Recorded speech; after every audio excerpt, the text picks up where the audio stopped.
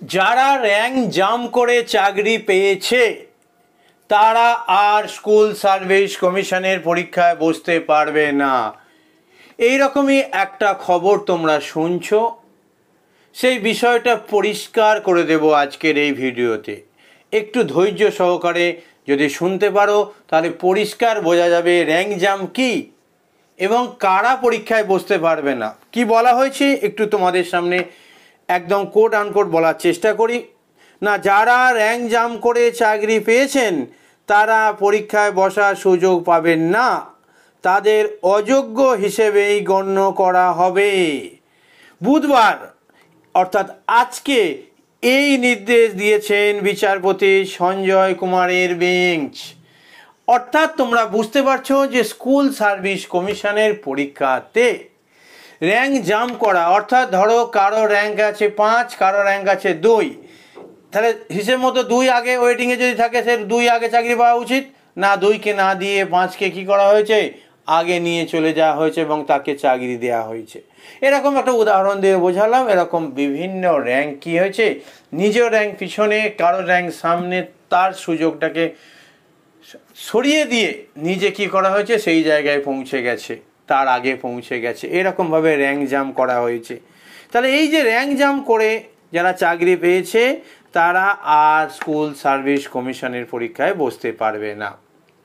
Details আলোচনা করে দিই না। চাকরি বাতিল মামলায় নয়া মোড় দেখা দিয়েছে, বড় নির্দেশ দিলেন সুপ্রিম কোর্টের বিচারপতি মহাশয়েরা। কি বললেন না, স্কুল সার্ভিস কমিশন অর্থাৎ এসএসসি 2016 সালের আস্ত প্যানেল যে বাতিল হয়েছে সেটা আমরা প্রত্যেকেই জেনে গেছি, এখন তো বাচ্চাও জেনে গেছে। কি বলা হয়েছে না, নিয়োগ দুর্নীতি মামলায় এসএসসির 2016 সালের প্যানেল আগে বাতিল করেছেন সুপ্রিম কোর্ট। এবার ওই সংক্রান্ত একটি মামলার শুনানিতে আদালত স্পষ্ট করে জানিয়ে দিল যে যারা র্যাঙ্ক জাম্প করে চাকরি পেয়েছেন তারা পরীক্ষায় বসার সুযোগ পাবেন না। অর্থাৎ স্কুল সার্ভিস কমিশনে 2016 সালে যারা বসেছিল তারা প্রত্যেকেই এই যে আগামী যে স্কুল সার্ভিস কমিশনের নোটিফিকেশন বেরোতে চলেছে সেই পরীক্ষায় তারা বসার সুযোগ পাবে না। ঠিক আছে, তাদের অযোগ্য হিসেবেই গণ্য করা হবে। বুধবার এই নির্দেশ দিয়েছেন বিচারপতি সঞ্জয় কুমারের বেঞ্চ। 2016 সালের নিয়োগ প্রক্রিয়া নিয়ে দায়ের হওয়া দুর্নীতি মামলায় কলকাতা হাইকোর্টের নির্দেশ বহাল রেখে সুপ্রিম কোর্ট জানিয়ে দিলেন এসএসসির যোগ্য ও অযোগ্যদের চিহ্নিত না করতে পারার ফলেই আস্ত প্যানেল বাতিল করা হলো। একই সঙ্গে অযোগ্যদের টাকা ফেরত দেওয়ার নির্দেশও দিয়েছেন আদালত। তাই এটা আমরা প্রত্যেকেই জানি যে অযোগ্যদের কী হয়েছে, টাকা ফিরে যেতে হবে, সেটা নির্দেশ দেওয়া আগেই ছিল। আদালত জানিয়েছিল যারা অযোগ্য হিসাবে ইতিমধ্যে চিহ্নিত, খেয়াল করো যোগ্য অযোগ্য বিষয়টা কিন্তু একটু গন্ডগোলের ছিল, আছে মনে হয় অনেকের কাছে গুলিয়ে যাওয়ার মতো না, হয়তো অযোগ্য অনেকে আছে কিন্তু তার মধ্যে যারা চিহ্নিত অযোগ্য তাদের কথা বলা হচ্ছে। চিহ্নিত তারা চাকরির পরীক্ষায় বসতে পারবে না। এবার র্যাঙ্ক জাম্প করে যারা চাকরি পেয়েছিলেন তারাও চাকরির পরীক্ষায় বসতে পারবে না জানিয়ে দিল আদালত। প্রসঙ্গত আদালতের রায়ের ফলে অযোগ্যদের পাশাপাশি অনেক যোগ্য শিক্ষকেরও চাকরি বাতিল হয়েছে।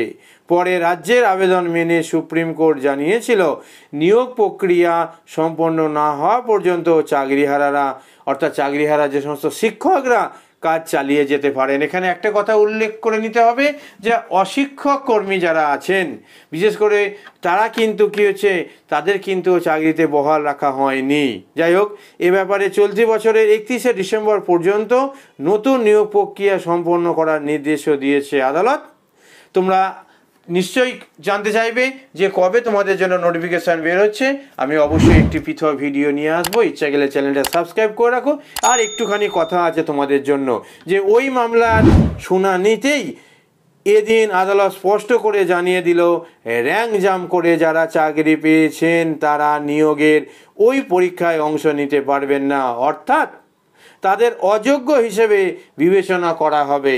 শীর্ষ আদালতের এরকম রায় বা নির্দেশ এর জেরে কী হয়েছে, প্রতিক্রিয়া তৈরি হয়েছে চাকরিহারাদের মধ্যে। এখন দেখার বিষয় তারা কি পদক্ষেপ করেন, অর্থাৎ রায়কে চ্যালেঞ্জ করে পুনরায় মামলা দায়ের করা হয়, না এই কথাটা যে মেনে নেওয়া হচ্ছে যে র্যাঙ্ক জাম করে। আবার মনে করো, দেখো যেটা বলা হচ্ছে, যারা র্যাঙ্ক জাম করে চাকরি পেয়েছেন তারা পরীক্ষায় বসার সুযোগ পাবেন না, তাদের অযোগ্য হিসেবেই গণ্য করা হবে। এটা যে রায় দেওয়া হয়েছে, এই রায়কে তোমার কি মনে হচ্ছে একটু অবশ্যই কমেন্টে জানিও।